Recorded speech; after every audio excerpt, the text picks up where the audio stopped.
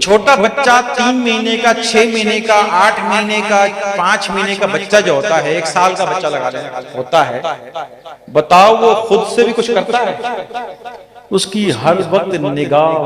اپنی ماں پہ ہوتی ہے، اس کی نظریں ماں کو ڈھونڈتی رہتی ہیں، ہر وقت ذہن ماں کی طرف ہوتا ہے، اور ماں کہیں بھی ہو اس کا دھیان بچے پہ ہوتا ہے۔ بتاؤ ہوتا ہے کہ نہیں؟ بچے پہ ہوتا ہے۔ بچے کی نظر ماں کو ڈھونڈتی ہے، ماں کا دھیان بچے پہ ہوتا ہے۔ اس بچے کا نہ کوئی ارادہ ہوتا ہے نہ کوئی اختیار ہوتا ہے، اپنے ارادے اور اختیار سے باہر نکل جاتا ہے، اس کا کچھ بھی نہیں ہوتا، اس اپنی ماں کے رحم و کرم پر ہوتا ہے، اور اس کا سارا دھیان ماں پہ ہوتا ہے۔ ماں کھلاتی ہے، ماں نہلاتی ہے، ماں پلاتی ہے، ماں اس کو پیار کرتی ہے، ماں کا دھیان بچے پہ، اور بچے کا سارا دھیان ماں پہ ہوتا ہے، یہاں تک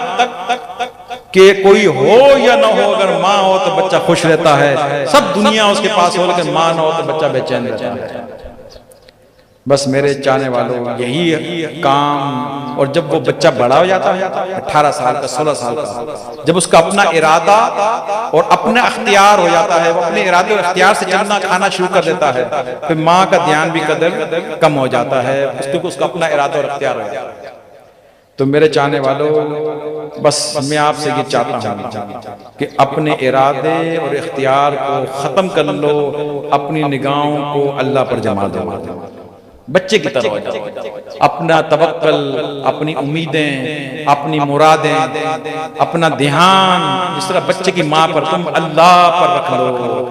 اور ہر وقت اللہ کے ساتھ توکل اور دھیان، نگاہ اللہ پر جما دو۔ یہ صوفیت، یہ تصوف، یہ کیا چیز ہے؟ یہ دل کو یار کے ساتھ جمانے کا نام ہے، دل کو اللہ کے ساتھ جمانے کا نام ہے، اللہ کی طرف جمانے کا نام ہے۔ تو میرے چاہنے والوں، اس دل کو اللہ کی طرف جما دو اور اللہ کے ذکر کی طرف لگا دو، اور اپنے ارادے اور اختیار کو ختم کر لو، اور سب کچھ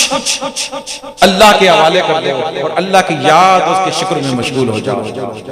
اور اگر تمہارا یہ مقام نہ ہو، اس مقام کو نہ پا سکو، یا یہ بات تمہیں مشکل نظر آئے اور تم سے نہ ہو سکے، تو پھر اپنی نگاہوں کو ان پر جما دو جن کو اللہ نے یہ مقام عطا کیا ہے، پھر ان پر اپنی نگاہوں کو جما دو، اپنی صحبت اور محبت ان لوگوں کے ساتھ کر دو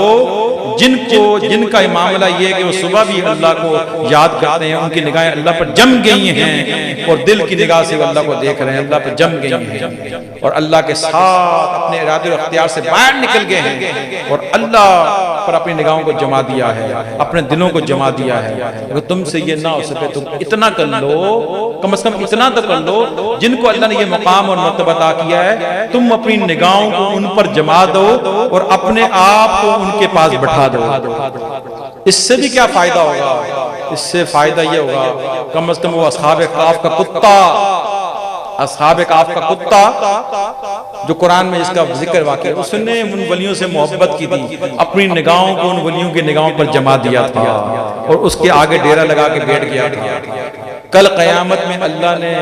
اس ایک عمل کی وجہ سے، جو ولیوں سے محبت اور ان کی صحبت اختیار کی تھی، اللہ نے اس کتے کو بھی جنتی کر دیا۔ تو یا تو تم یہ مقام بنا لو، اگر اس مقام تک نہیں پہنچ سکتے میرے چاہنے والوں، تو پھر اس مقام پر جو پہنچے ہوئے لوگ ہیں، اپنے آپ کو ان کے حوالے کر دو اور ان کے قدموں میں بیٹھ جاؤ۔